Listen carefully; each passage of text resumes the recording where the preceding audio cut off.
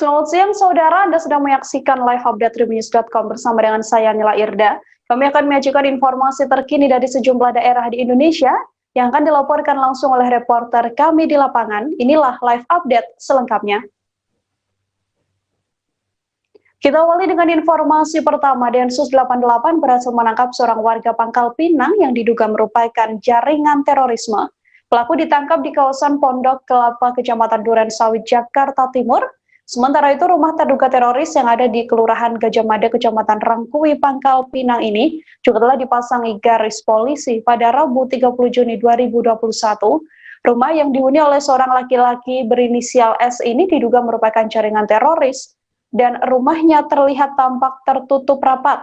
Sejak sore, rumah tersebut sudah dipasang garis polisi dan dijaga oleh sejumlah anggota Polsek dan jajaran Polres Pangkal Pinang yang berpakaian lengkap dan juga berpakaian preman. Untuk mengetahui bagaimana informasi terkininya, telah tersambung bersama saya, wartawan Bangka Pos, ada Yuranda di sana. Halo, selamat siang Yuranda. Halo, selamat siang. Yuranda, bagaimana kronologi bisa ditangkapnya terduga teroris ini yang merupakan jaringan terorisme? Ya, sebelumnya Densus 88 menangkap dua pelaku yang berinisial DS dan SY pada Rabu pagi di Durensawit, Jakarta Timur. Kedua diduga teroris ini ada hubungannya dengan teroris, diduga jaringan teroris di Bangka Belitung. Seperti yang dari Tribun, Kepala Divisi Humas Kombes Ahmad Rahman mengatakan kedua teroris ini mendapat kiriman dari seseorang yang ada di Bangka Belitung. Yang kiriman tersebut ada tiga pucuk senjata api laras panjang dengan amunisi 120. Kemudian 3 pucuk senjata api jenis revolver dengan amunisi 100 butir serta pisau belati. Mengetahui hal itu, bahwa ada kiriman dari Bangka Belitung, pelaku yang diduga teroris ini berinisial S ditangkap di Jalan Keramat, kawasan Rangkui, Kelurahan Rangkui, Kecamatan di Kota Pangkal Pinang. Itu. Yuranda, kemudian saat ini untuk kondisi terkini dari rumah terduga teroris ini seperti apa, bisa digambarkan? Kondisi terkini di rumah diduga teroris ini sekarang sudah dibuka garis polisinya. Sebelumnya polisi memasang garis polisi di rumah tersebut dan dijaga oleh aparat polisi Polres Pangkal Pinang dan Polsek Bukit Intan. Kemudian untuk sosok dari ST, terduga teroris ini, untuk kehidupan sehari-harinya seperti apa informasi yang Anda peroleh? Untuk kehidupan sehari-hari sosok ST ini, dia seorang pedagang air bersih di Kelurahan Rangkui, dan sebelumnya, sebelum pandemi, beliau juga merupakan pedagang perabotan dan pedagang kasur ke keliling-keliling kampung. Beliau juga sangat ramah, dia sering berinteraksi dengan warga sekitar. Seperti yang disampaikan Ibu RT, beliau tidak menyangka bahwa sosok ST ini merupakan, ya diduga merupakan teroris, karena sosoknya sangat ramah, begitu. Kalau untuk saat ini Yuranda, seperti apa informasi yang Anda peroleh terkait tindakan lanjutan yang akhirnya dilakukan oleh pihak kepolisian atas dugaan terorisme ini? Sementara ini kepolisian dari jajaran Polda maupun Polres Pangkal Pinang masih menyelidiki dan mendalami diduga jaringan teroris ini di Bangka Belitung. Sementara kepolisian belum bisa memberikan keterangan lebih lanjut terkait hal ini, begitu. Baik, terima kasih banyak Yuranda, wartawan Bangka Pos, atas laporan Anda. Selamat bertugas kembali. Kita beralih ke informasi selanjutnya, saudara. Pasangan suami istri yang merupakan pedagang emas di Kota Jayapura, Papua menjadi korban penganiayaan. Kedua korban tewas setelah dianiaya oleh setidaknya 4 orang pelaku pada Senin 28 Juni 2021 malam sekitar pukul 21.30 waktu setempat. Hingga saat ini pelaku perampokan tersebut masih dalam pengejaran kepolisian. Korban bernama Nasruddin alias Acit, 44 tahun, tewas saat sedang dalam perjalanan pulang bersama sang istri Virgita Legina Helu, 25 tahun. Kapolresta Jayapura Kombes Gustaf Urbinas mengatakan, saat kejadian, korban diancam menggunakan pisau oleh 4 orang. Para pelaku diduga menggunakan kendaraan roda 4 saat melancarkan aksinya. Korban yang saat itu berada di dalam mobil diminta keluar oleh para pelaku. Pelaku lantas meminta barang-barang berharga korban, namun kala itu korban menolaknya. Insiden tersebut juga diketahui seorang saksi yang juga harus menderita luka senjata tajam di bagian tangan kanan karena turut diancam oleh pelaku. Setelah melakukan penganiayaan, pelaku melarikan diri dengan menggunakan kendaraan roda 4 dengan membawa tas milik saksi.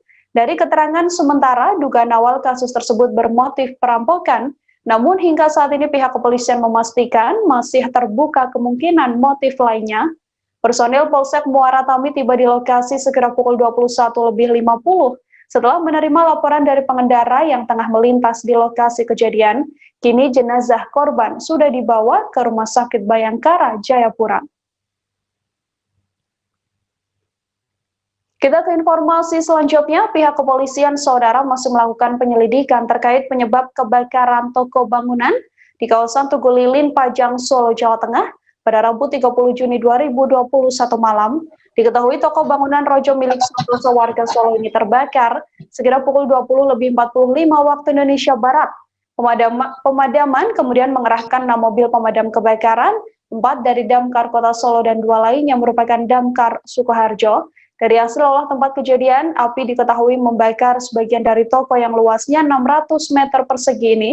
Hingga saat ini pihak kepolisian diketahui masih mendalami apa penyebab kebakaran tersebut. Untuk mengetahui bagaimana informasi terkininya, telah tersambung bersama saya wartawan Tribun Solo ada Fristin Intan di sana. Halo Fristin, selamat siang. Selamat siang, Nila. Fristin, untuk proses pemadaman kebakaran tersebut seperti apa bisa digambarkan? Kemudian adakah kendala yang terjadi pada saat pemadaman dilakukan? Baik, untuk proses pemadaman kemarin malam pada Rabu 30 bulan 6 2021 malam terjadi kebakaran satu bangunan toko bangunan Rojo bernama Rojo milik Santoso ini. Sekitar 6 pemadam kebakaran datang ke lokasi dengan sedikit terkendala banyaknya masyarakat yang datang ke lokasi sehingga mobil kebakaran sulit untuk masuk ke jalan walaupun di situ adalah jalan besar dan jalan utama. Di persimpangan ada Tugu Lilin menjadi maskot yang ada di perbatasan Sukoharjo dan Solo. Akan tetapi karena itu dan di dalam bangunan toko bangunan ini juga banyaknya material bangunan serta pipa air sehingga kebakaran cukup banyak dan masalahnya cukup besar sehingga terlihat api sungguh luar biasa pada malam itu. Untuk kronologi dari kebakaran ini akhirnya diketahui oleh sejumlah warga seperti apa, Fristin? Untuk pengakuan dari warga cukup kaget dengan adanya api tersebut, mengingat api itu tiba-tiba saja membesar dan langsung dari pemadam kebakaran datang ke lokasi.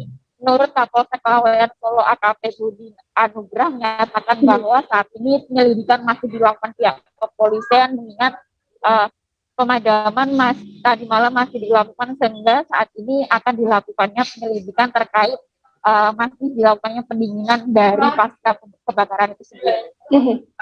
Artinya apakah pihak kepolisian saat ini sudah mengetahui mungkin dugaan awal dan juga penyebab dari kebakaran ini terjadi, Fristin?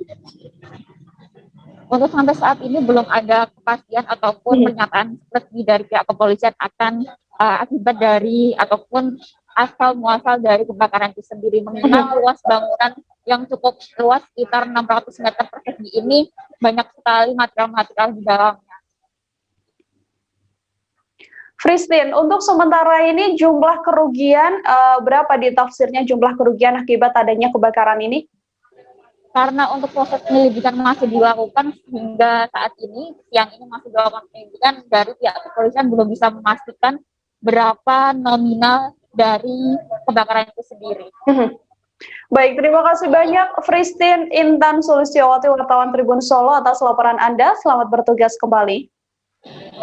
Kita beralih ke informasi selanjutnya, Saudara. Teknologi bawah air milik kapal survei riset Pusat Hidrooceanografi TNI Angkatan Laut KRI Rigel 933 berhasil mendeteksi keberadaan kapal motor penumpang atau KMP Yunis yang tenggelam di perairan Bali.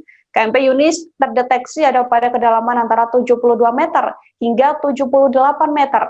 Berdasarkan keterangan resmi dari Dinas Penerangan TNI Angkatan Laut, posisi benda yang diduga KMP Yunis ini dengan posisi dari dasar laut jarak dengan daratan terdekat sejauh 362 meter, sementara jarak dari Pelabuhan Gilimanuk sekitar lebih kurang 1,65 km. TNI Angkatan Laut sendiri secara proaktif membantu evakuasi KMP Yunis setelah mendengar kabar adanya musibah tersebut yang terjadi di perairan sekitar Gilimanuk, Bali pada 29 Juni 2021 sekira pukul 19.20 waktu setempat. TNI AL juga bekerja sama dengan instansi Basarnas, Polres, dan juga Polairut Jembrana, Balai Pengelola Transportasi Darat atau BPTD Jembrana, PT Angkutan Sungai, Danau, dan Penyeberangan Indonesia, Ferry atau ASDP, serta unsur tambahan KMP Swakarsa dan KMP Samudra Utama. TNI AL sendiri mengerahkan 2 KRI, yakni KRI Rigel 933 dan juga KRI Soputan 923 saat melaksanakan SAR. KRI Rigel 933 dan KRI Soputan 923 yang telah berada di lokasi sejak kemarin berhasil menemukan 1 unit lifecraft milik kapal tanpa penumpang. Lifecraft tersebut kemudian diangkat menggunakan kren dan diamankan di buritan KRI Rigel 933. Penemuan lifecraft penumpang KMP Yunis tersebut diketahui berasal tidak jauh dari sebelah barat dermaga Gilimanuk yang berjarak 1 nautical miles. KMP Yunis sendiri diawaki 15 orang ABK dengan mengangkut kendaraan sebanyak 40 unit yang terdiri dari 17 unit pick-up, 2 unit kendaraan keluarga, 18 unit truk sedang, serta 3 unit sepeda motor. Kami segera berbalik arah untuk melaksanakan investigasi yang pertama untuk meyakinkan lagi, dan begitu juga sampai investigasi kedua. Dari hasil investigasi tersebut, kami yakin bahwasanya kerangka tersebut adalah KMP Yunis yang tenggelam di sekitaran perairan Selat Bali. Kurang lebih pada saat itu 360 meter jarak terdekat yang dapat kami jangkau dengan kemampuan multi-beam 2040 untuk shallow water. Dengan analisa dari batimetri dan backscatter diketahui bahwasanya posisi dari kerangka KMP Yunis berjarak kurang lebih 1,65 km dari Gilimanuk. Untuk kerangka tidak jelas pada kedalaman sekitar 72 sampai 78 meter di dasar laut dengan panjang kurang lebih 55 meter, kemudian tinggi sekitar 12 meter dengan lebar sekitar 11 meteran. Demikian yang kami dapat sampaikan untuk pagi hari ini. Kami KRI Rigel masih terus mencari korban ataupun barang-barang dari KMP Yunis yang sekiranya masih dapat diselamatkan ditolong. Kita jeda sejenak, Saudara. Setelah ini masih akan ada beragam informasi lain yang kami hadirkan untuk Anda. Tetap di Live Update. Oke, apa kabar Bang Arief di sini untuk strateginya?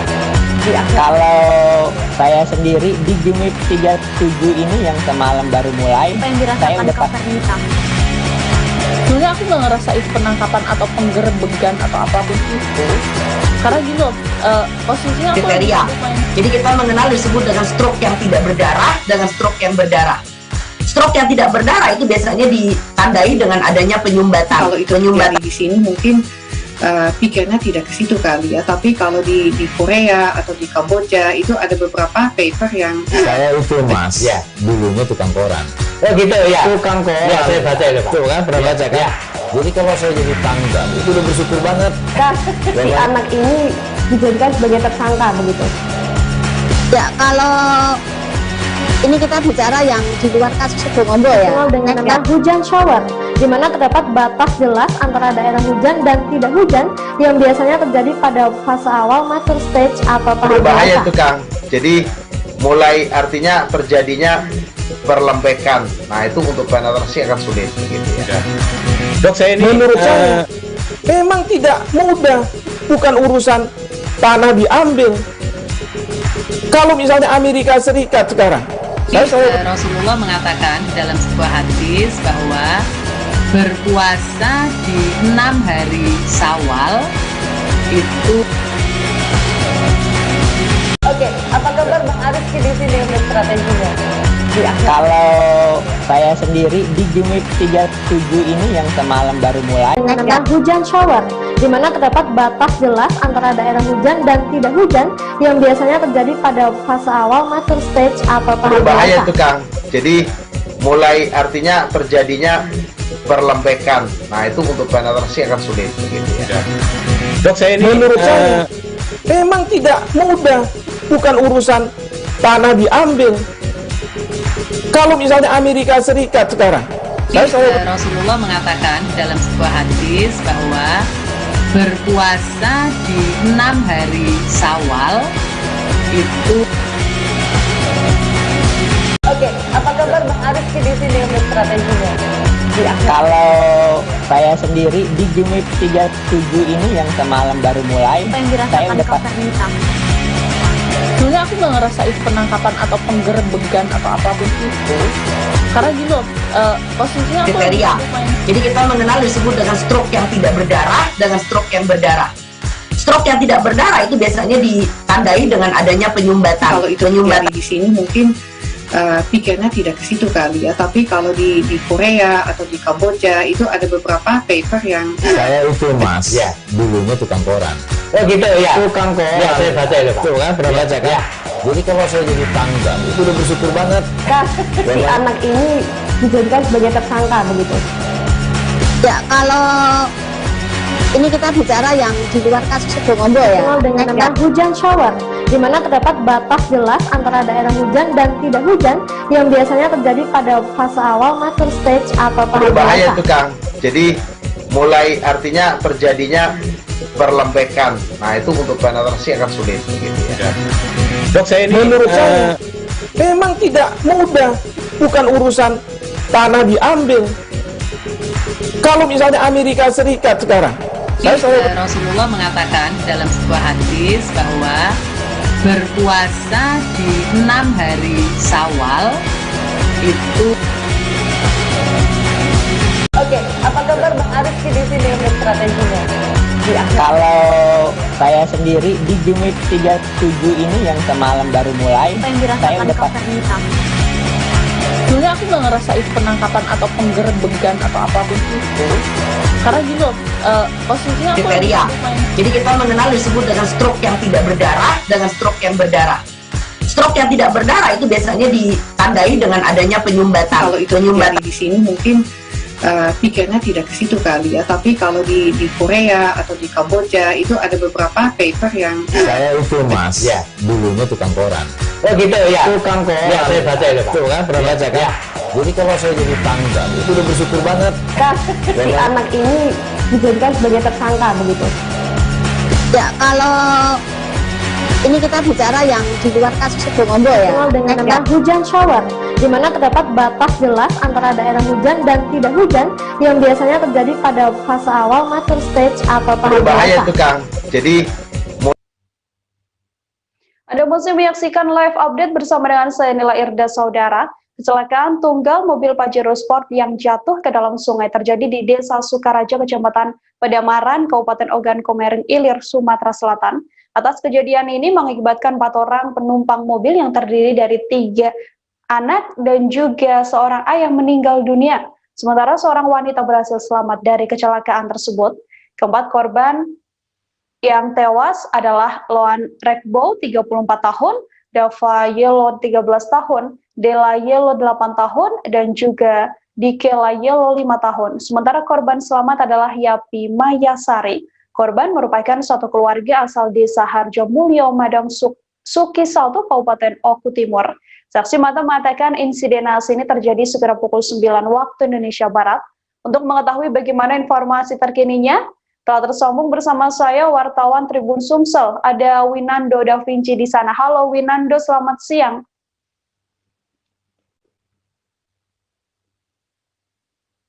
Winando, selamat siang. Ya, selamat siang, Mbak. Winando, Selamat bisa siang, Mbak. dijelaskan bagaimana kronologis kecelakaan dan bagaimana kondisi korban atas kecelakaan tersebut? Ya, Mbak, saya jelaskan, Mbak. Kemarin sekitar pukul 9 pagi telah terjadi kecelakaan sebuah mobil minibus berjenis Pajero Sport datang dari arah Belitang atau Oku Timur hendak menuju ke Palembang. Satu keluarga ini rencananya mau jalan-jalan, Mbak, di kota Nila di kota Palembang, tapi saat tengah berada di hendak menyeberang di jembatan penyeberangan jalan lintas timur desa Sukaraja, mobil ini tiba-tiba melihat atau pengendara ini melihat ada anjing di depannya, Mbak. Inilah. Jadi setelah melihat anjing di depannya ini, yang supir mobil atau sang suami ini tiba-tiba membelokkan setir ke sebelah kiri dan menghempas sisi tiang jembatan hingga terjerobos ke dasar sungai. Inilah. Setelah kejadian itu, salah satu warga yang tepat rumahnya berada di sebelahnya mengatakan kalau kejadian itu didengarnya sebelum kejadian ada 2 kali pengereman mendadak. Saat dia keluar rumah, tiba-tiba mobil tersebut sudah mau terjun bebas ke dalam sungai inilah. Setelah mobil terjun bebas itu, masyarakat sekitar inilah, di saat itu kan kepolisian, BPBD atau dinas lainnya belum menuju ke lokasi, jadi masyarakat sekitar itu yang langsung terjun ke sungai untuk menyelamatkan penumpang di dalam mobil. Bisa disebutkan Nila, di dalam mobil itu ada 5 penumpang dan 1 penumpang wanita dapat menyelamatkan diri, berenang ke tepian sungai dan naik ke permukaan tanah Nila. Dan 4 diantaranya itu terkunci dalam mobil Nila. Dan masyarakat sekitar itu sekitar 15 menit baru menemukan posisi mobil yang sudah terperosok di dasar sungai. Ketika diselamatkan, 4 orang itu sudah keadaan tidak bernyawa, Nila, dan langsung dibawa ke rumah sakit Kayu Agung. Kemudian untuk evakuasi dari kendaraannya sendiri, Winando, seperti apa? Apakah memang sudah diangkat atau seperti apa informasi terkininya? Kalau kondisi terkini, ke-4 jenazah dan korban selamat sudah dibawa ke desa Harjomulyo, Kecamatan Sukumadang 1, Kabupaten Oku Timur, dan dari informasi yang saya dapatkan bahwa ke-4 jenazah sudah dimakamkan Nila, sedangkan si istrinya ini bernama Yepi masih shock Nila sampai saat ini. Di lokasi kejadian sendiri, Winando, berdasarkan informasi yang Anda dapatkan, apakah memang kerap terjadi kecelakaan atau mungkin ini baru pertama kali terjadi? Oke, inilah kalau dari informasi yang kami dapatkan, masyarakat sekitar mengatakan memang di lokasi kejadian ini kerap terjadi kecelakaan, yaitu mobil terperosok ke dalam sungai. Kalau dari keterangan masyarakat sudah 5 kali inilah, dan terakhir kemarin memakan korban 2. Sebelumnya sempat juga mobil bermuatan beras yang terjun bebas ke dalam sungai juga, namun pengemudi dapat diselamatkan Nila. Dan masyarakat sekitar menginginkan di lokasi atau di sekitar lokasi itu diadakan atau diperbanyak rambu lalu lintas Nila, karena di posisi jembatan itu sebelumnya itu tikungan tajam. Jadi setelah tikungan tajam di depannya langsung ada sungai atau jembatan itu Nila. Baik, rambu lalu lintas juga sangat dibutuhkan untuk mengantisipasi agar tidak terjadinya kecelakaan ini lagi. Saudara wartawan kami tadi juga telah melakukan wawancara dengan Kapolres Oki AKBP Alamsyah Pelupesi. Berikut liputannya untuk Anda. Evakuasi, bayangkan, kita bisa hitung aja dari jam 9 sampai tadi setengah 4 ya, baru bisa dievakuasi. Bukan masalah evakuasinya, tapi kita menyelamatkan korban dulu. Yang paling utama ketika terjadi kecelakaan adalah kita berupaya untuk menyelamatkan korban yang ada. Pak, ada keluhan dari warga sini Pak, di sini tidak ada rambu-rambu lalu lintas Pak, sehingga sering terjadi kecelakaan Pak. Nah, kalau kecelakaan selama saya di sini baru pertama kali di sini. Nah, masalah rambu-rambu lalu lintas, ya, terus nanti kita akan perbanyak lagi ya. Walaupun kadang-kadang kita sudah buat banyak, tidak hilang, ya. Entah itu diambil sama masyarakat yang juga bertanggung jawab. Betul, Pak. Ya. Makanya saya juga menghimbau kepada masyarakat, jika ada rambu-rambu lalu lintas, himbauan lalu lintas, tolong dijaga, ya, jangan sampai malah diambil, sehingga bisa dijadikan bahan edukasi juga untuk masyarakat, terutama pengguna jalan. Bang, kalau mobil tadi dievakuasi kemana, Bang? Mobil tadi sudah dievakuasi ke Satlantas Polres. Dan untuk korban sendiri, tadi setelah diperiksa di Rumah Sakit Kayu Agung oleh keluarganya, langsung dibawa ke Aku Timur di Desa Madang 1, suku Madang. Madang suku 1. Alat yang digunakan untuk evakuasi apa, Bang? Alat yang digunakan untuk evakuasi? Nah, itu ada ekskavator. Itu dari mana, Bang? Kita koordinasi dengan orang yang ikhlas untuk membantu. Nah, karena kalau polisi sendiri belum punya itu. Iya, Bang. Nah, makanya diusulkan biar polisi punya alat-alat di rumah. Kita beralih ke informasi selanjutnya, Saudara. Hari pertama pemutihan pajak kendaraan di Provinsi Kepri berjalan kondusif, di mana program ini berupa pemotongan pokok pajak kendaraan bermotor atau PKB hingga 50%, penghapusan denda keterlambatan, dan pembebasan biaya balik nama atau BBNKB 2. Ditargetkan sebanyak 170.000 unit kendaraan dapat ikut serta dalam pemutihan kali ini. Target penerimaan sekitar 49 miliar jika semua wajib pajak patuh. Untuk mengetahui bagaimana informasi terkininya, tersambung bersama saya, wartawan Tribun Batam, ada Roma Uli Sianturi di sana. Halo Roma, selamat siang. Selamat siang, Nila. Roma, berapa lama program pemutihan ini akan dilakukan? Program pemutihan ini akan berlangsung selama 3 bulan, mulai dari hari ini yang pertama 1 Juli 2021 hingga 30 September 2021 mendatang. Roma, kemudian untuk pembayaran dari pajak 5 tahun sekaligus pergantian plat ini bisa dilakukan di mana? Baik Nila, untuk pembayaran pajak selama 5 tahun sekaligus pergantian plat kendaraan itu hanya bisa dilakukan di Samsat, di kantor Samsat Kepri Batam Center. Hanya bisa dilakukan di Samsat. Kemudian untuk pajak kendaraan bermotor yang belum dibayarkan lebih dari 1 tahun diberikan pengurangan berapa persen, Roma? Diberikan pengurangan 50% Nila. Diberikan pengurangan 50%. Untuk kondisi saat ini sendiri seperti apa, Roma? Apakah memang sudah banyak masyarakat yang antusias untuk mengikuti program pemutihan ini atau seperti apa? Baik, untuk di hari pertama ini kondisi kantor Samsat terpantau cukup kondusif, tidak ada terjadi kerumunan massa dan belum ada tanda-tanda lonjakan warga yang mengurus di hari pertama ini ya. Namun diimbau bahwasanya tidak terjadi penumpukan di awal sehingga masyarakat bisa mengurus, jangan menunggu selama 3 bulan. Bisa mengurus mulai dari sekarang. Di tengah kondisi COVID-19 ini juga, kemudian bagaimana nantinya penerapan protokol kesehatan yang diberlakukan di kantor Samsat untuk menindaklanjuti kalau ada kelonjakan? Baik Nila, terima kasih. Di kantor Samsat pengurusannya terbagi. Misalnya untuk pembayaran pajak tahunan itu dibuat seperti tenda-tenda di depan kantor Samsat sehingga para pengendara bisa cukup bayar, tidak perlu masuk ke kantor Samsat. Namun kalau untuk pembayaran program pemutihan harus masuk ke kantor Samsat sehingga tidak terjadi penumpukan.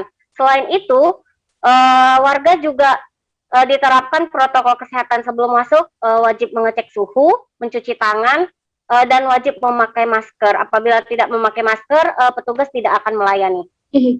Baik, untuk mengetahui bagaimana informasi selengkapnya, Saudara, tadi Robi juga telah melakukan wawancara dengan Kepala Samsat PT PPD Batam Center Provinsi Kepulauan Riau, Vira Jian Sarespati. Berikut liputannya untuk Anda. Hari ini, Bu. Baik, terima kasih. Suasana kemudian memang mulai hari ini, mulai tanggal 1 Juni 2021 sampai dengan nanti insya Allah tanggal 30 September 2021 dari pemerintah Pulau Riau memberikan program program relaksasi pajak. Tentunya dimulai pada pagi hari ini tadi untuk bisa kita lihat kondisinya terkait dengan antusias dari warga Batam, khususnya di sini terhadap program ini. Alhamdulillah masih dapat terkendali apalagi dengan situasi kondisi COVID sekarang ini. Lalu untuk apa saja yang menjadi prioritas kami di sini, jelas pastinya yang menjadi inti poin dari program pembagian pajak kali ini adalah yang pertama penghapusan sanksi administrasi 100%, keringanan pokok tunggakan pajak di sini 50%, dan juga untuk pembebasan biaya bagi nama yang kedua 100%. Lalu nanti di mana aja sih Bu warga bisa melakukan pengurusan pemutihan pajak ini selain di Samsat Bu? Ya, jadi untuk warga Batam yang akan melakukan pembayaran terkait dalam program diskon pajak ini bisa dilakukan yang pertama ada di kantor Samsat Kota Sadar yang berada di Gedung Kapolri pusat di sini. Lalu juga kami sediakan di sini ada Samsat Retro dan juga di Samsat Corner. Lalu juga ada Samsat Bergerak dan Samsat Keliling. Kita beralih ke informasi selanjutnya, Saudara. Kebakaran terjadi kembali di Ibu Kota Provinsi Kalimantan Selatan pada Kamis hari ini. Api berkobar di ruang Satreskrim Polresta Banjarmasin sekitar pukul 5:15 waktu setempat. Ironisnya musibah ini terjadi di Satuan Kepolisian bertepatan dengan momentum peringatan Hari Bayangkara ke-75. Akibat kebakaran ini sejumlah ruangan di Polresta Banjarmasin ludes terbakar, termasuk beberapa berkas penyidikan. Beruntung, tim pemadam kebakaran langsung datang dan berhasil memadamkan api. Untuk mengetahui bagaimana informasi terkininya, telah tersambung bersama saya, ada wartawan Banjarmasin Pos, ada Mas Rida di sana. Halo Mas Rida, selamat siang. Ya, halo Nila yang ada di studio, selamat siang. Mas Rida, sudahkah diketahui kemudian apa penyebab dari kebakaran ini terjadi? Iya, rekan-rekan yang menonton saat ini, saya sedang berada langsung dari depan bangunan Satreskrim Polresta Banjarmasin. Nah, seperti diketahui sebagai informasi bahwa terjadi kebakaran sekitar pukul 5 subuh tadi, di mana beberapa ruangan di Satreskrim Polresta Banjarmasin ludes terbakar api. Nah, dari yang bisa kalian saksikan saat ini, saya berada tepat di bangunan Satreskrimnya. Jadi yang bagian yang terbakar itu adalah di bagian sebelah kanan saya, di bagian sana, di sebelah kanan saya. Nah, untuk sementara ini masih dilakukan pendataan oleh petugas terkait kerusakan dan juga apa saja yang masih bisa diselamatkan dari bangunan tersebut. Begitu. Mas Rida, artinya apakah ini memang satu ruangan saja yang terbakar atau ada beberapa ruangan yang terdampak dari kebakaran ini? Iya, baik. Ruangan ini di bagian belakang saya itu adalah ruangan Satreskrim ya. Jadi ada di bagian kanan.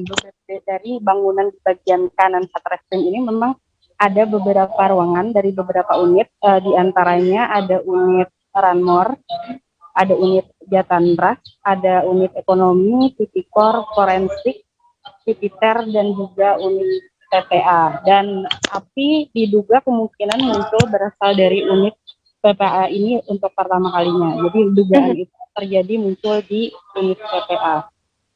Dan seperti yang wawancara yang berhasil kami himpun tadi pagi, juga Kapolres langsung berhasil diwawancara. Beliau mengatakan bahwa kebakaran ini diduga terjadi akibat arus pendek listrik dan bukan kelalaian dari anggotanya. Baik, kemudian Mas Rida, apakah memang sudah ada informasi, ini kan kantor Satreskrim begitu ya, untuk berkas penyidikan sendiri apakah memang ada yang terbakar atau sudahkah ada informasi terkait berkas-berkas dari kepolisian sendiri? Iya, ya. Jadi tadi berdasarkan informasi yang juga terhimpun oleh kami bahwa berkas-berkas juga sudah mulai dikumpulkan di data apakah yang masih bisa diselamatkan begitu, tapi menurut wawancara sebentar dengan Satreskrim tadi, beliau menyebutkan bahwa data dan pelaporan dari masyarakat juga sudah berhasil diamankan begitu. Untuk kondisi terkini di lokasi seperti apa, Mas Rida? Apakah memang pelayanan di sana juga masih dilakukan seperti biasa setelah kebakaran terjadi atau seperti apa? Iya, untuk situasi terkini di Satreskrim Polresta sendiri memang saat ini di bangunannya telah dipasang garis polisi. Beberapa petugas juga masih mendata berkas-berkas atau komputer-komputer yang masih bisa diselamatkan, seperti yang sebentar saya akan coba untuk.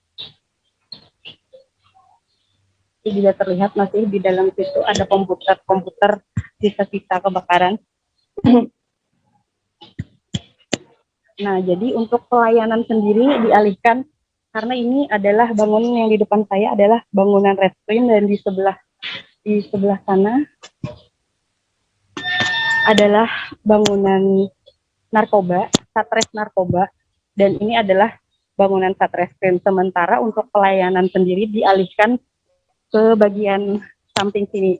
Ini unit tahanan, dan di bagian atasnya di lantai 2 untuk pelayanan khusus pelaporan masyarakat, begitu, Mbak. Baik, saudara, untuk mengetahui bagaimana informasi selengkapnya, wartawan kami tadi juga telah melakukan wawancara dengan Kapolresta Banjarmasin, Kombes Pol Rahmat Hendrawan. Berikut liputannya untuk Anda. Misalnya kita ke belakang, ke ruang reskrim, ke ruang narkoba, itu kabel-kabel penambahan AC, penambahan kabel lain, sama NCB. Ini arus pendek. Sebelumnya memang saya sudah pernah ingatkan, pernah kejadian depannya Pak Karto juga, mantan Kabak Sunda, di situ di belakang karena arus pendek dia panas, keluar api sama asap. Nah, ini untungnya siang kemarin sama Karto, kalau malam, tengah malam, dan ini juga ya mungkin masih untung karena pagi-pagi kan, dini hari jam 5 itu. Jadi pas orang ajan, pas ada orang mau sholat juga mungkin melihat di situ. Bukan dia di ada dokumen penting kan? Di ruang apa? Di ruang PPA. PPA. Ruang PPA. Pojoknya. Dan untuk berkas mungkin ada yang kebakar hampir 75% sebenarnya di ruang PPA.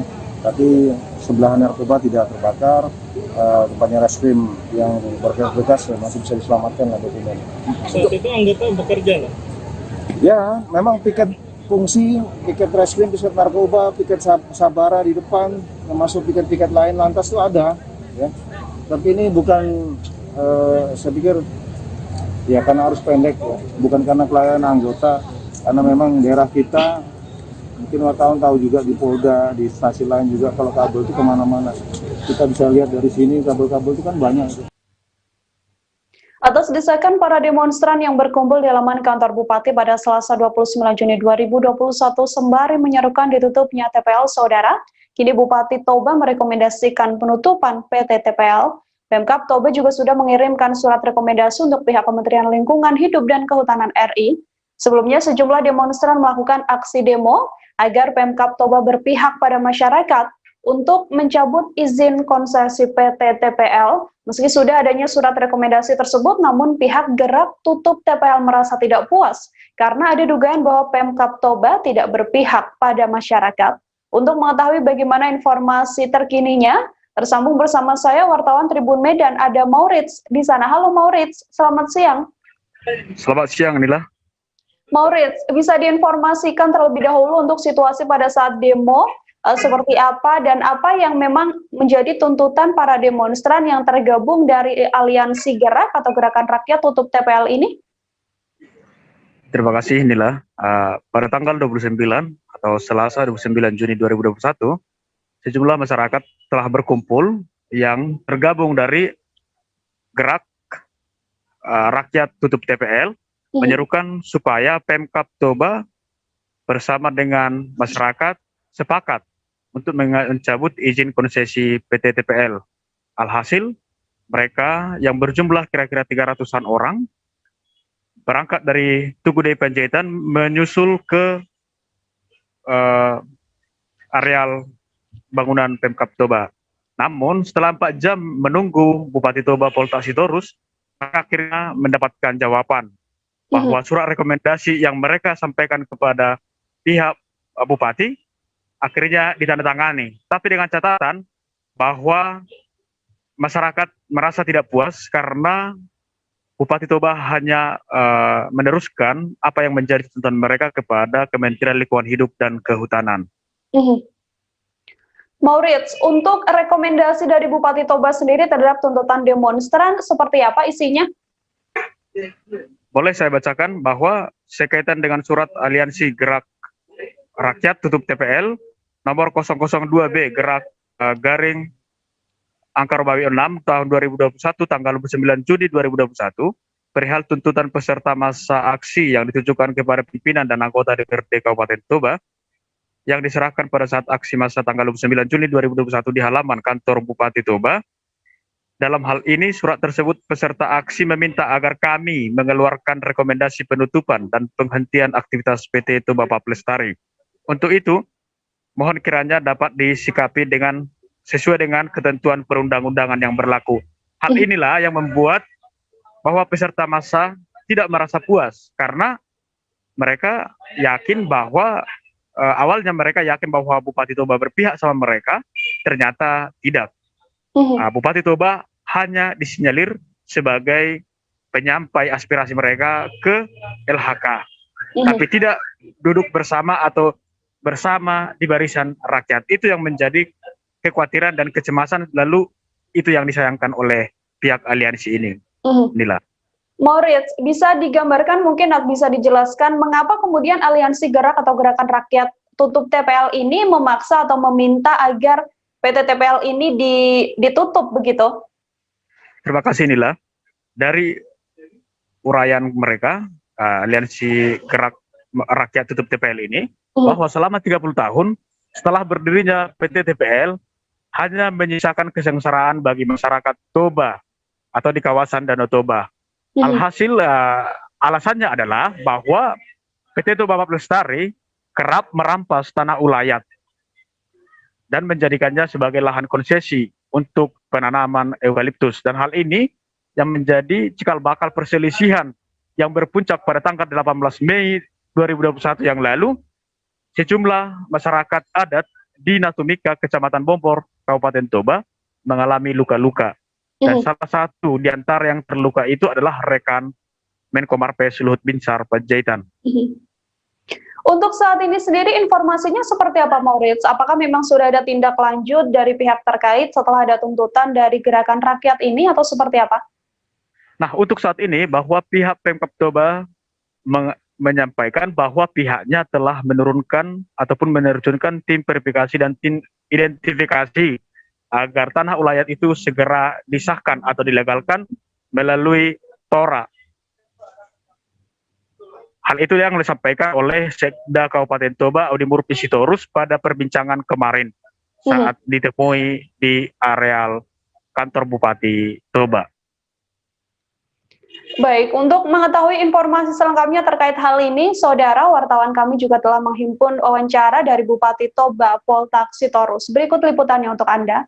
Nah, tentunya seperti Bapak terhadap anak, tetap juga mengayomi, ya, mengarahkan bagaimana yang terbaik supaya keinginan rakyat itu bisa terpenuhi.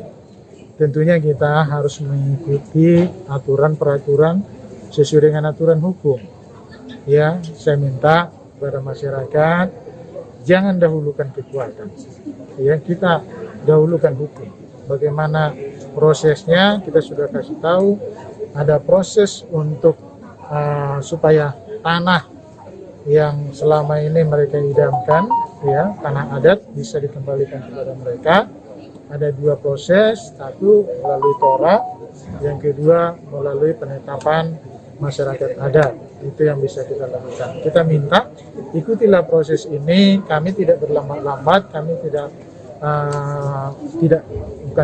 melakukan proses. Kita sedang memproses ini, tapi butuh waktu. Mohon pemahamannya supaya kita jangan salah melangkah. Jadi percayalah, kami ini pemerintah berpihak kepada rakyat. Akan kami lakukan apa yang bisa lakukan untuk membantu rakyat. Sekali lagi, terima kasih sudah datang ke sini menyampaikan aspirasinya, dan ke depan ya kita akan juga kasih jawaban apa yang mereka besok kita kasih jawaban. Beragam informasi lain masih akan kami hadirkan untuk Anda, saudara. Selesai jeda, tetap di live update. Oke, apa kabar Bang Arif di sini untuk strateginya? Ya, kalau saya sendiri di Gimik 37 ini yang semalam baru mulai, saya udah pasti.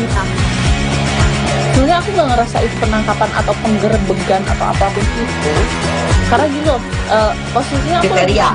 Jadi kita mengenal disebut dengan stroke yang tidak berdarah dengan stroke yang berdarah. Stroke yang tidak berdarah itu biasanya ditandai dengan adanya penyumbatan. Kalau itu terjadi di sini mungkin pikirnya tidak ke situ kali ya, tapi kalau di Korea atau di Kamboja itu ada beberapa paper yang saya itu mas, ya dulunya tukang koran. Oh gitu ya, Tukang koran. ya saya baca itu Pak. Tuh kan pernah baca kan? Ya. Jadi kalau saya jadi tanggal itu udah bersyukur banget. Si anak ini dijadikan sebagai tersangka begitu. Ya, kalau ini kita bicara yang di luar kasus Situbondo ya. Dikenal dengan nama hujan shower, di mana terdapat batas jelas antara daerah hujan dan tidak hujan yang biasanya terjadi pada fase awal mature stage atau tahap Berbahaya dewasa. itu Kang. Jadi mulai artinya terjadinya perlembekan. Nah itu untuk penetrasi akan sulit gitu ya. Dok saya ini menurut saya memang tidak mudah, bukan urusan tanah diambil. Kalau misalnya Amerika Serikat sekarang, Rasulullah mengatakan dalam sebuah hadis bahwa berpuasa di 6 hari Syawal itu. Oke, apa kabar Bang Arief di sini untuk strateginya? Kalau saya sendiri di Jumit 37 ini yang semalam baru mulai, saya udah Sebenarnya aku nggak ngerasain penangkapan atau penggerebegan atau apapun itu. Karena gini loh, posisinya aku kriteria. Jadi kita mengenal disebut dengan stroke yang tidak berdarah dengan stroke yang berdarah. Stroke yang tidak berdarah itu biasanya ditandai dengan adanya penyumbatan. Kalau itu terjadi di sini mungkin pikirnya tidak ke situ kali ya, tapi kalau di Korea atau di Kamboja itu ada beberapa paper yang saya itu mas, ya dulunya tukang koran. Oh gitu ya, Tukang koran. ya saya baca itu Pak. Tuh kan pernah baca kan? Ya. Jadi kalau saya jadi tanggal itu udah bersyukur banget. Si anak ini dijadikan sebagai tersangka begitu. Ya, kalau ini kita bicara yang di luar kasus Situbondo ya. Dikenal dengan nama hujan shower, di mana terdapat batas jelas antara daerah hujan dan tidak hujan yang biasanya terjadi pada fase awal mature stage atau tahap Berbahaya dewasa. itu Kang. Jadi mulai artinya terjadinya perlembekan. Nah itu untuk penetrasi akan sulit gitu ya. Dok saya ini menurut saya memang tidak mudah, bukan urusan tanah diambil. Kalau misalnya Amerika Serikat sekarang, Rasulullah mengatakan dalam sebuah hadis bahwa berpuasa di 6 hari Syawal itu. Oke, apa kabar Bang Arief di sini untuk strateginya? Kalau saya sendiri di Jumit 37 ini yang semalam baru mulai, saya udah Sebenarnya aku nggak ngerasain penangkapan atau penggerebegan atau apapun itu. Karena gini loh, posisinya aku kriteria. Jadi kita mengenal disebut dengan stroke yang tidak berdarah dengan stroke yang berdarah. Stroke yang tidak berdarah itu biasanya ditandai dengan adanya penyumbatan. Kalau itu terjadi di sini mungkin pikirnya tidak ke situ kali ya, tapi kalau di Korea atau di Kamboja itu ada beberapa paper yang saya itu mas, ya dulunya tukang koran. Oh gitu ya, Tukang koran. ya saya baca itu Pak. Tuh kan pernah baca kan? Ya. Jadi kalau saya jadi tanggal itu udah bersyukur banget.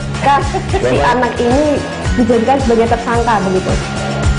Ya, kalau ini kita bicara yang di luar kasus Situbondo ya. Dikenal dengan nama hujan shower, di mana terdapat batas jelas antara daerah hujan dan tidak hujan yang biasanya terjadi pada fase awal mature stage atau tahap Berbahaya dewasa. itu Kang. Jadi mulai artinya terjadinya perlembekan. Nah itu untuk penetrasi akan sulit gitu ya. Dok saya ini menurut saya memang tidak mudah, bukan urusan tanah diambil. Kalau misalnya Amerika Serikat sekarang, Rasulullah mengatakan dalam sebuah hadis bahwa berpuasa di 6 hari Syawal itu. Oke, apa kabar Bang Arief di sini untuk strateginya? Kalau saya sendiri di Jumit 37 ini yang semalam baru mulai, saya udah Sebenarnya aku nggak ngerasain penangkapan atau penggerebegan atau apapun itu. Karena gini loh, posisinya aku kriteria. Jadi kita mengenal disebut dengan stroke yang tidak berdarah dengan stroke yang berdarah. Stroke yang tidak berdarah itu biasanya ditandai dengan adanya penyumbatan. Kalau itu terjadi di sini mungkin pikirnya tidak ke situ kali ya. Tapi kalau di Korea atau di Kamboja itu ada beberapa paper yang Saya itu Mas, ya, dulunya tukang koran. Oh gitu ya. Tukang koran. Ya, saya baca itu Pak. Tuh kan, pernah baca kan? Ya. Jadi kalau saya jadi tangga, itu udah bersyukur banget. Si anak ini dijadikan sebagai tersangka begitu. Ya, kalau ini kita bicara yang di luar kasus Sebongombo ya. Dikenal dengan nama hujan shower, di mana terdapat batas jelas antara daerah hujan dan tidak hujan yang biasanya terjadi pada fase awal mature stage atau tahap Berbahaya dewasa. itu Kang. Jadi mulai artinya terjadinya perlembekan. Nah itu untuk penetrasi akan sulit. Gitu ya. Dok, saya ini menurut saya memang tidak mudah, bukan urusan tanah diambil. Kalau misalnya Amerika Serikat sekarang, Rasulullah mengatakan dalam sebuah hadis bahwa berpuasa di 6 hari Syawal itu. Oke, apa kabar Bang Arif di sini untuk strateginya? Kalau saya sendiri di Jumip 37 ini yang semalam baru mulai, saya udah Sebenarnya aku nggak ngerasain penangkapan atau penggerebekan atau apapun itu, karena gini loh, posisinya aku Kriteria. Jadi kita mengenal disebut dengan stroke yang tidak berdarah dengan stroke yang berdarah. Stroke yang tidak berdarah itu biasanya ditandai dengan adanya penyumbatan. Kalau itu terjadi di sini mungkin pikirnya tidak ke situ kali ya. Tapi kalau di Korea atau di Kamboja itu ada beberapa paper yang Saya itu Mas, ya, dulunya tukang koran. Oh gitu ya. Tukang koran. Ya, saya baca itu Pak. Tuh kan, pernah baca kan? Ya. Jadi kalau saya jadi tangga, itu udah bersyukur banget. Si anak ini dijadikan sebagai tersangka begitu. Ya, kalau ini kita bicara yang di luar kasus Sebongombo ya. Dikenal dengan nama hujan shower, di mana terdapat batas jelas antara daerah hujan dan tidak hujan yang biasanya terjadi pada fase awal mature stage atau tahap Berbahaya dewasa. itu Kang. Jadi mulai artinya terjadinya perlembekan. Nah itu untuk penetrasi akan sulit. Gitu ya. Dok, saya ini menurut saya memang tidak mudah, bukan urusan tanah diambil. Kalau misalnya Amerika Serikat sekarang, Rasulullah mengatakan dalam sebuah hadis bahwa berpuasa di 6 hari Syawal itu. Oke, apa kabar Bang Arif di sini untuk strateginya? Kalau saya sendiri di Jumip 37 ini yang semalam baru mulai, saya udah Sebenarnya aku nggak ngerasain penangkapan atau penggerebekan atau apapun itu, karena gini loh, posisinya aku kriteria. Jadi kita mengenal disebut dengan stroke yang tidak berdarah dengan stroke yang berdarah. Stroke yang tidak berdarah itu biasanya ditandai dengan adanya penyumbatan. Kalau itu terjadi di sini mungkin pikirnya tidak ke situ kali ya. Tapi kalau di Korea atau di Kamboja itu ada beberapa paper yang Saya itu Mas, ya, dulunya tukang koran. Oh gitu ya. Tukang koran. Ya, saya baca itu Pak. Tuh kan, pernah baca kan? Ya. Jadi kalau saya jadi tangga, itu udah bersyukur banget. Si anak ini dijadikan sebagai tersangka begitu. Ya, kalau ini kita bicara yang di luar kasus Sebongombo ya. Dikenal dengan nama hujan shower, di mana terdapat batas jelas antara daerah hujan dan tidak hujan yang biasanya terjadi pada fase awal mature stage atau tahap Berbahaya dewasa. itu Kang. Jadi mulai artinya terjadinya perlembekan. Nah itu untuk penetrasi akan sulit. Gitu ya. Dok, saya ini menurut saya memang tidak mudah, bukan urusan tanah diambil. Kalau misalnya Amerika Serikat sekarang, Rasulullah mengatakan dalam sebuah hadis bahwa berpuasa di 6 hari Syawal itu. Oke, apa kabar Bang Arif di sini untuk strateginya? Kalau saya sendiri di Jumip 37 ini yang semalam baru mulai, saya udah Sebenarnya aku nggak ngerasain penangkapan atau penggerebekan atau apapun itu, karena gini loh, posisinya aku kriteria. Jadi kita mengenal disebut dengan stroke yang tidak berdarah dengan stroke yang berdarah. Stroke yang tidak berdarah itu biasanya ditandai dengan adanya penyumbatan. Kalau itu terjadi di sini mungkin pikirnya tidak ke situ kali ya. Tapi kalau di Korea atau di Kamboja itu ada beberapa paper yang Saya itu Mas, ya, dulunya tukang koran. Oh gitu ya. Anda kembali menyaksikan live update bersama dengan saya Nila Irda. Kita beralih ke informasi selanjutnya, Saudara. Tim Satgas COVID-19 Kota Pontianak, Kalimantan Barat memutuskan memperpanjang dan memperketat pemberlakuan pembatasan kegiatan masyarakat atau PPKM Mikro di Kota Pontianak mulai 1 Juli 2021. Keputusan itu diambil memperhatikan kondisi Kota Pontianak yang saat ini masuk dalam kategori zona merah COVID-19. Langkah ini juga diambil sebagai tindak lanjut Instruksi Menteri Dalam Negeri Nomor 14 Tahun 2021 tentang perpanjangan PPKM Mikro yang ditindaklanjuti Instruksi Satgas COVID-19 Kalbar tentang penanganan COVID-19 pada zona merah di Kota Pontianak. Tim Satgas menegaskan bahwa perpanjangan PPKM Mikro di Kota Pontianak ini dilakukan untuk keluar dari zona merah. Untuk mengetahui informasi terkininya, Pemkot Pontianak yang resmi memperpanjang PPKM Mikro, tersambung bersama saya, wartawan Tribun Pontianak, ada Muhammad Rokib di sana. Halo Rokib, selamat siang. Ya, Nila, siang.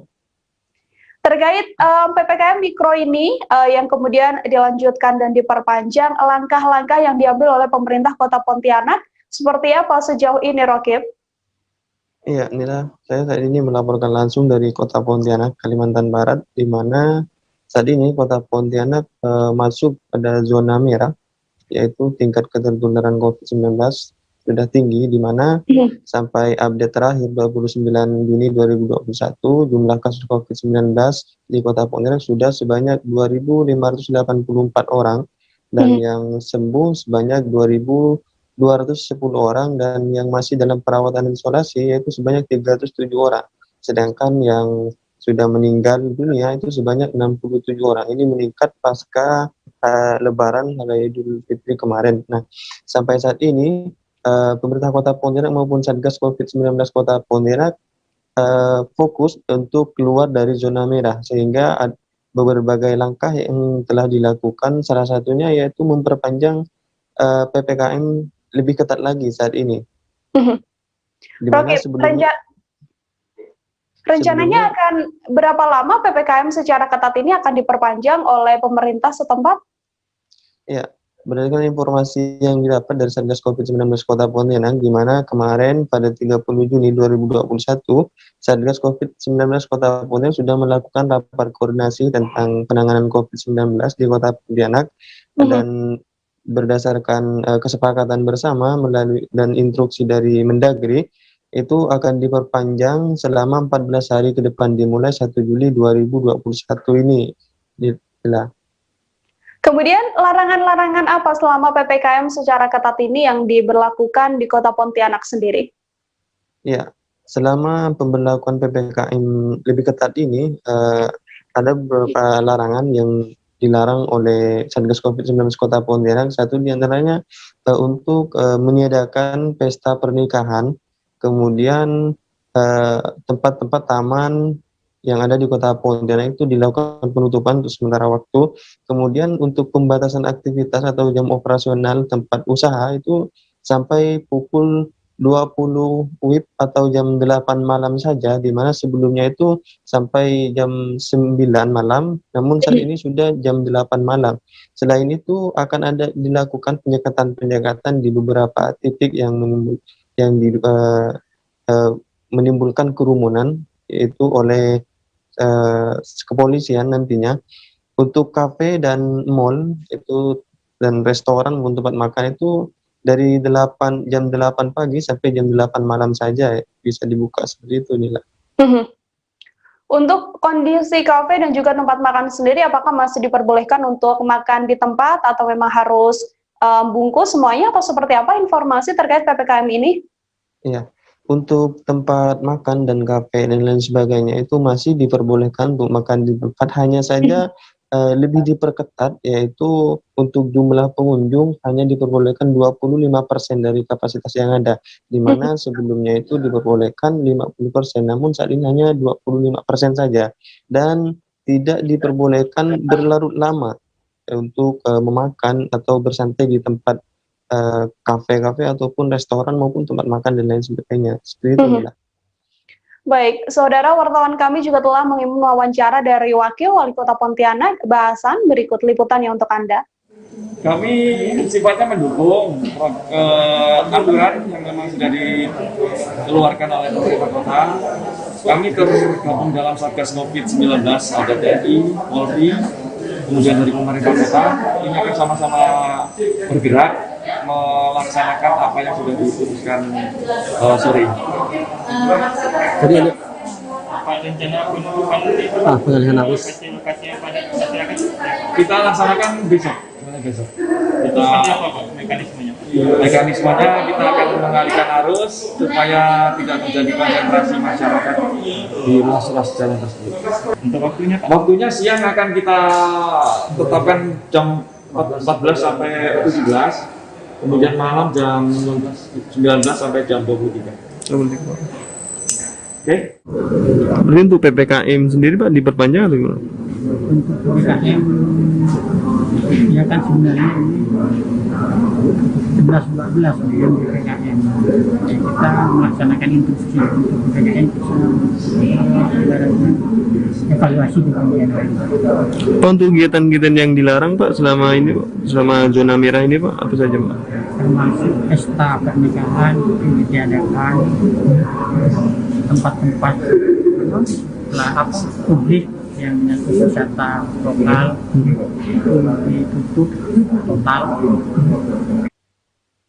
Sementara itu, Saudara, pemerintah Kabupaten Tegal menyiapkan tempat isolasi terpusat bagi pasien COVID-19 di Rusunawa RSUD Suradadi yang sampai saat ini masih dalam proses pembangunan. Namun karena jumlah kasus yang terus meningkat, maka ditargetkan seminggu ke depan, Rusunawa sudah bisa ditempati, namun khusus untuk lantai 3 terlebih dahulu. Rusunawa yang memiliki kapasitas untuk 88 tempat tidur ini merupakan bantuan dari Kementerian Pekerjaan Umum dan Perumahan Rakyat atau PUPR. Secara kontrak, bangunan harus siap ditempati pada pertengahan Juli 2021, namun karena kasus COVID-19 yang terus meningkat, maka ditargetkan minggu depan lantai 3 Rusunawa bisa ditempati terlebih dahulu sambil menunggu pengerjaan selesai. Untuk mengetahui bagaimana kesiapan Rusunawa RSUD Suradadi ini untuk dilakukan isolasi bagi pasien COVID-19, tersambung bersama saya wartawan Tribun Jateng, ada Desta Laila Kartika di sana. Halo Desta, selamat siang. Halo Nila, selamat siang. Desta, bagaimana informasi terkininya mengenai tempat isolasi terpusat yang disiapkan Pemkab Tegal, yaitu Rusunawa RSUD Suradadi sendiri ini? Bagaimana, sejauh apa kesiapannya? Oke, terima kasih. Nila. Untuk sejauh ini 88 tempat tidur yang disiapkan oleh Pemkab Tegal di Rusunawa untuk tempat isolasi terpusat sudah hampir 100%. Adapun karena kasus yang terus meningkat dan saat ini pun Kabupaten Tegal masuk zona merah, maka untuk penempatan Rusunawa ini ditargetkan pada pertengahan Juli harus sudah siap dan sudah bisa ditempati untuk pasien COVID-19, khususnya yang bergejala ringan ataupun tanpa gejala yang tidak bisa melakukan isolasi mandiri di rumah masing-masing.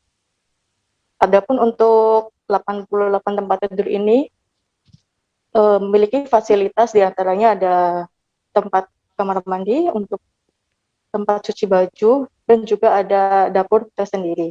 Adapun untuk di lantai 1 ada 12 kamar, untuk lantai 2 dan 3 terdapat 16 kamar. Sehingga jika di total ada 44 kamar yang disediakan. Desta, informasi terkininya seperti apa? Apakah memang Pemkab Tegal ini menyiapkan tempat isolasi terpusat di tiap kecamatan atau bagaimana informasi yang Anda dapatkan? Betul Nila, selain menyiapkan tempat isolasi terpusat yang ada di Rusunawa RSUD Suradadi, Pemkab Tegal juga menyiapkan tempat isolasi terpusat di masing-masing kecamatan. Sementara untuk tahap pertama disediakan 6 puskesmas. Karena untuk lokasinya sendiri memang disediakan di puskesmas setempat. Adapun puskesmas itu diantaranya ada di Balapulang, ada di Jatinegara, Bumi Jawa, bekas bangunan puskesmas Penusukan, Pagianten, dan puskesmas Suradadi. Masing-masing puskesmas menyediakan 10-15 tempat tidur. Adapun sejauh ini yang sudah siap untuk ditempati baru ada 1, yaitu di puskesmas bekas puskesmas Penusukan yang menyediakan ada 25 tempat tidur. Sementara pasien yang dirawat adalah pasien yang bergejala ringan. Begitu Nila. Anda tadi sempat mengatakan bahwa Tegal sendiri sekarang masuk pada zona merah. Desta, bisa diinformasikan untuk update jumlah kasus COVID-19 di Kabupaten Tegal sejauh ini seperti apa? Kemudian tentang bed occupancy rate di Kabupaten Tegal seperti apa informasinya?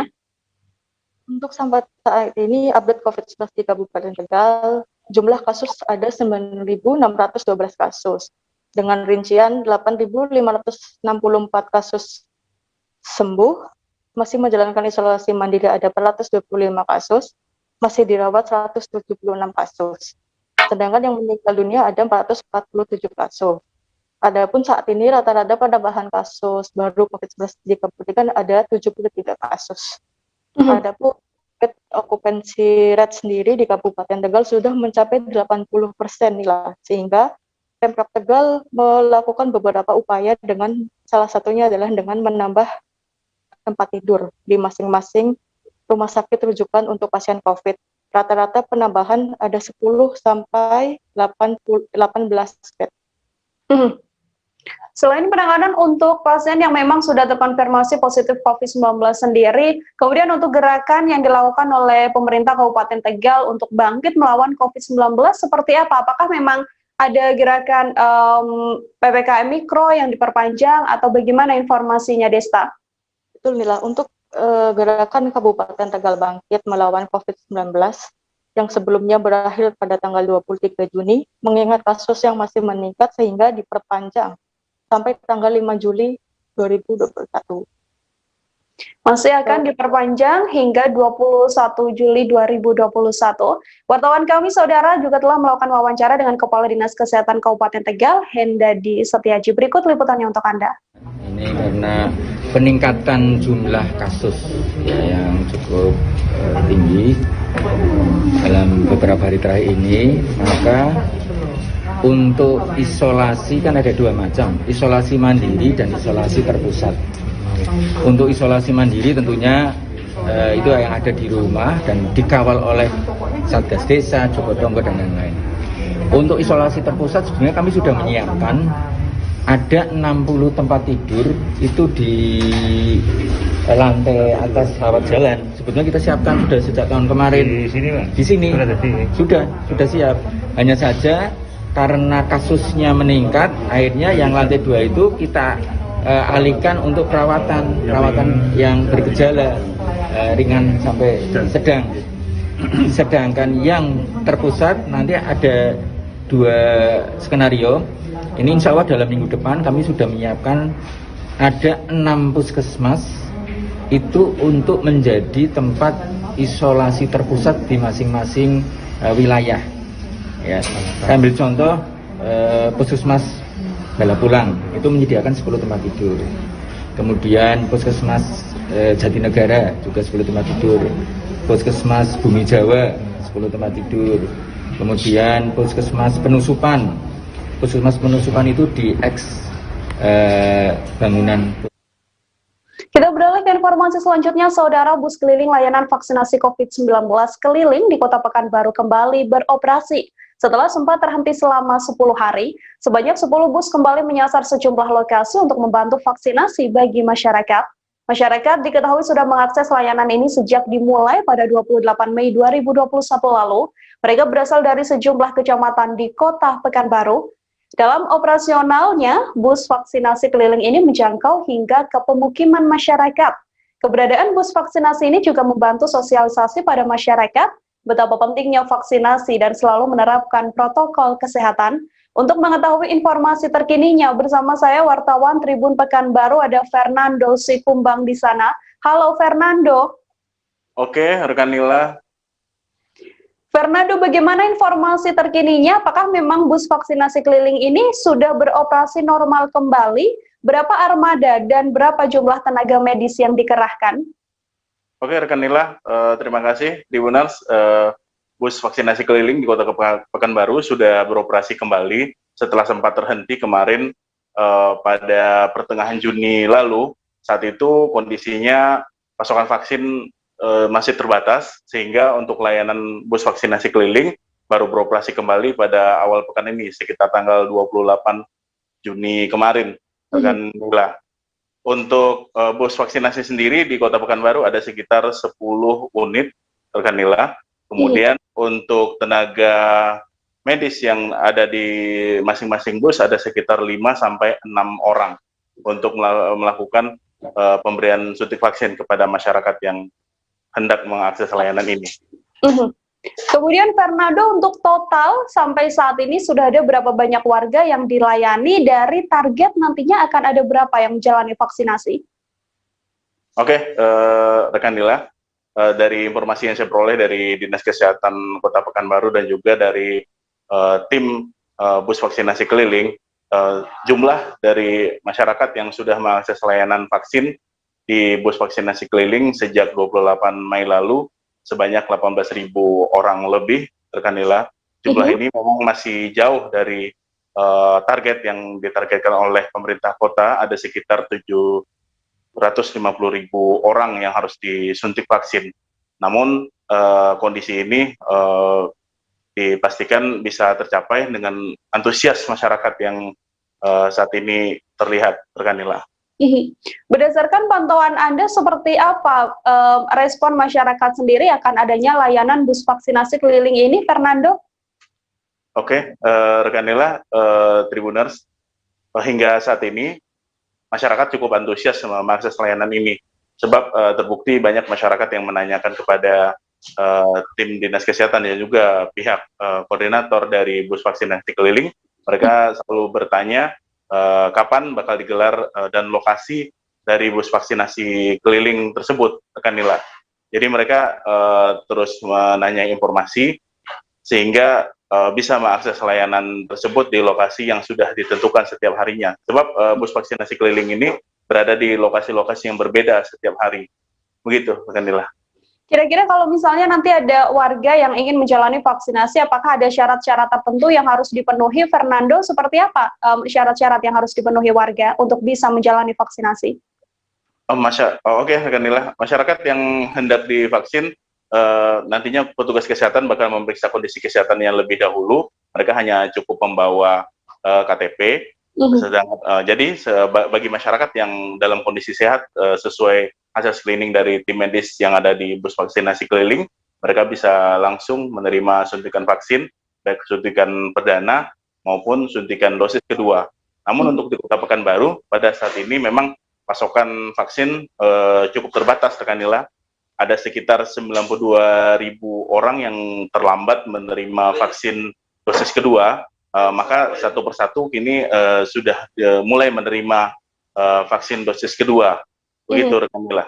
Maka prioritas saat ini adalah para penerima dari dosis kedua, sedangkan untuk penerima untuk dosis pertama masih ditunda untuk sementara. Begitu, rekan Nila. Untuk kondisi di Pekanbaru sendiri sudah sejauh apa? Sudah berapa persen pelaksanaan vaksinasi dan berapa nantinya target yang dilakukan oleh pemerintah setempat, Fernando? Oke, rekan Nila, dari data Dinas Kesehatan Kota Pekanbaru, targetnya memang jumlahnya mencapai 750.000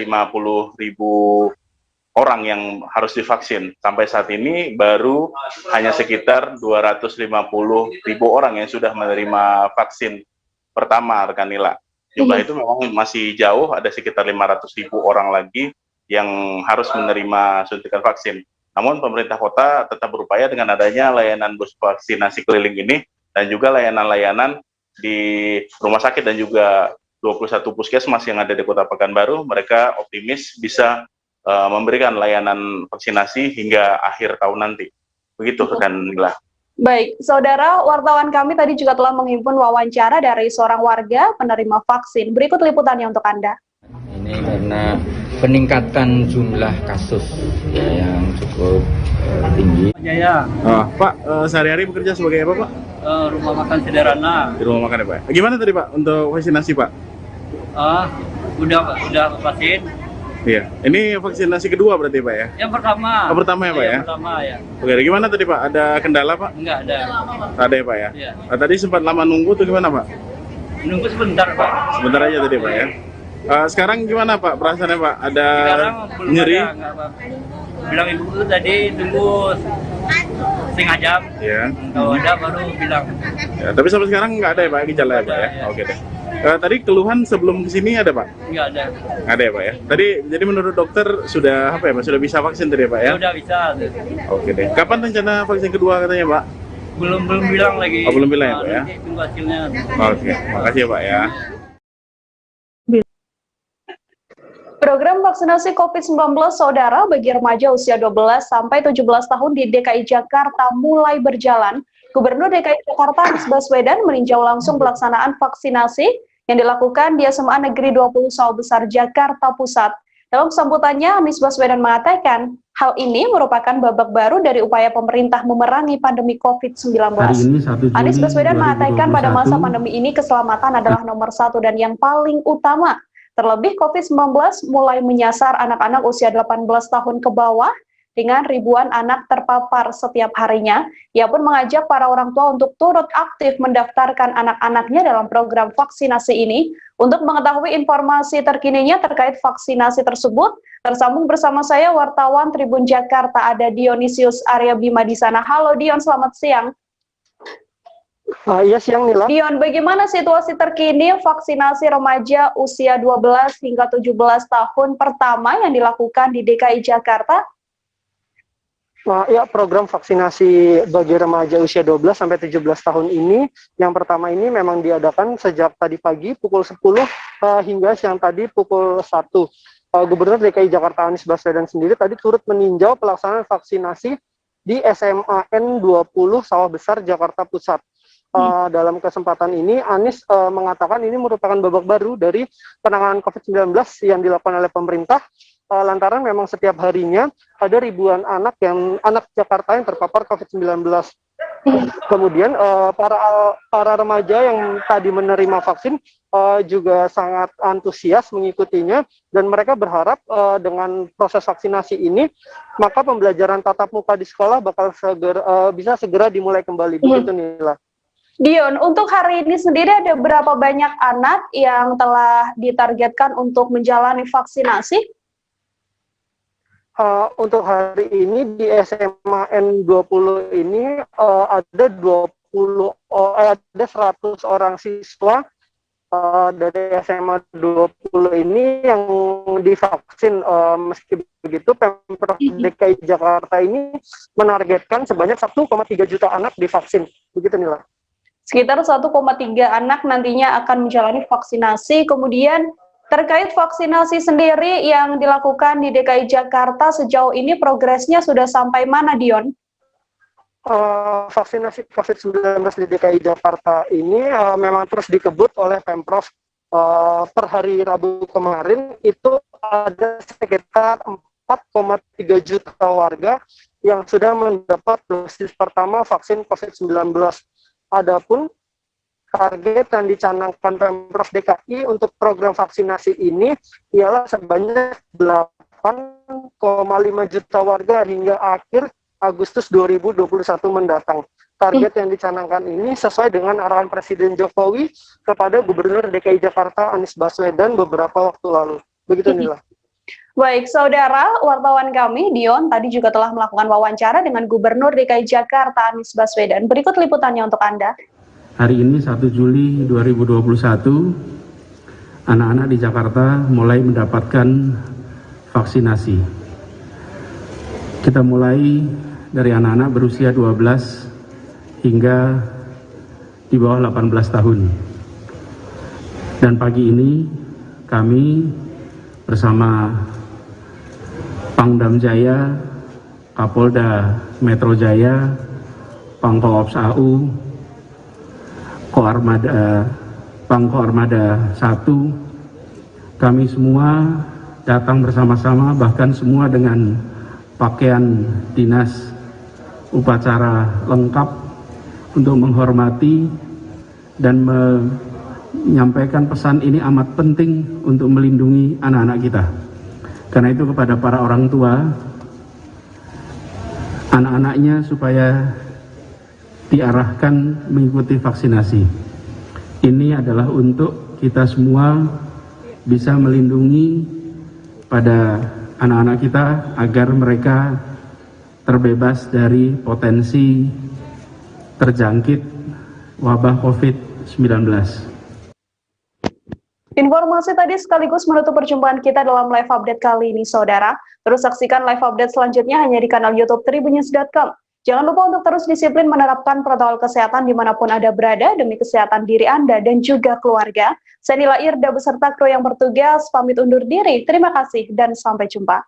Jangan lupa like, subscribe, dan share ya.